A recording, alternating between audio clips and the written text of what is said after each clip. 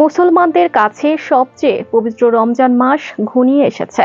এবছর সৌদি আরব এবং সংযুক্ত আরব আমিরাত সহ মধ্যপ্রাচ্যের দেশগুলোতে চাঁদ দেখা সাপেক্ষে ২৮ ফেব্রুয়ারি অথবা আগামী ১ মার্চ পবিত্র রমজান মাস শুরু হতে পারে। তবে আগামী ১ মার্চ থেকে পবিত্র রমজান মাস শুরু হওয়ার সম্ভাবনা বেশি। ফলে আগামী ২৮ ফেব্রুয়ারি সৌদি আরব সহ মধ্যপ্রাচ্যের দেশগুলোতে রমজানের চাঁদ দেখা গেলে পরের দিন ১ মার্চ সেসব দেশে পালিত হবে প্রথম রোজা। আর এমনটি হলে বিরল ঘটনা প্রত্যক্ষ করবে মুসলিম বিশ্ব, যেটি প্রতি ৩৩ বছর পর পর মাত্র একবার ঘটে থাকে। মানে এবার আরবি বর্ষপঞ্জিকার রমজান মাসের প্রথম দিন আর ইংরেজি বর্ষপঞ্জিকার মার্চ মাসের প্রথম দিন একই দিনে হবে।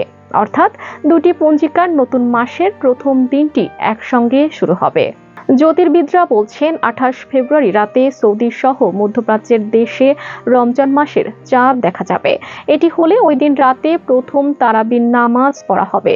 সৌদি সহ বেশিরভাগ দেশ এখনো খালি চোখে চাঁদ দেখাকে রমজান মাস শুরুর নির্ণায়ক হিসেবে ব্যবহার করে। তবে কিছু দেশ যেমন কিরগিজস্তান ও কাজাখস্তান ও জ্যোতির্বিদ্যার হিসেব নিকাশ করে আগেই জানিয়ে দিয়েছে তারা ১ মার্চ প্রথম রোজা পালন করবে।